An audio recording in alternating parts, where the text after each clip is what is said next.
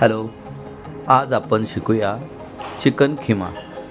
आमची मुलगी नीती, हिला खिमा खूप दिवसापासून खायचा होता, म्हणून आज आम्ही प्लॅन केलेला आहे की खिमा बनवायचा. त्याच्यासाठी आपण घेतलेला आहे बारीक चिरलेला कांदा, त्याच्यामध्ये टाकलेला आहे अगदी बारीक चिरलेला टोमॅटो आणि हे चांगलं भाजून घेतलेलं आहे. मस्त असं शिजत आहे. त्याच्यानंतर आपण त्याला चांगली कन्सिस्टन्सी यावी याकरता त्याच्यामध्ये थोडंसं बेसन अर्धा चमचा भाजून टाकत आहोत. असं बाजूला तेल करून थोडं बेसन भाजून टाकायचं.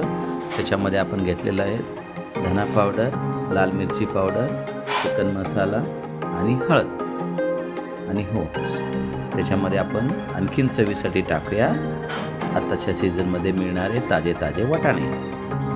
आणि हे झालं सर्व भाजून चांगलं मस्त. त्याच्यामध्ये टाकायचा चिकन खिमा याच्यामध्ये टाकायच्या अगोदर स्वच्छ धुवून घ्यायचा आणि मग ह्याचं मिश्रण चांगलं हलवायचं. सुरुवातीला मी टाकलं होतं दालचिनी आणि आलं लसणाची पेस्ट.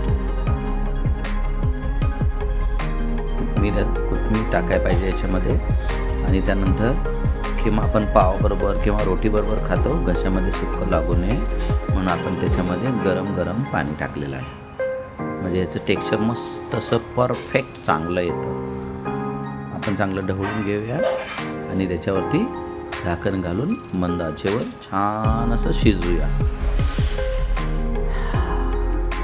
याच्याबरोबर खायला तुम्हाला मस्त आवडेल इंद्रायणी तांदळाचा भात. त्याच्यामध्ये पण आपण वाटाणे, कढीपत्ता, जिरा याची चांगली फोडणी दिलेली आहे. आणि हे असं चांगलं ढवळून घ्यायचं, थोडं मीठ टाकायचं आणि छान असा भात शिजवून घ्यायचा. खिम्याबरोबर इंद्रायणी तांदळाचा भात खूप छान लागतो.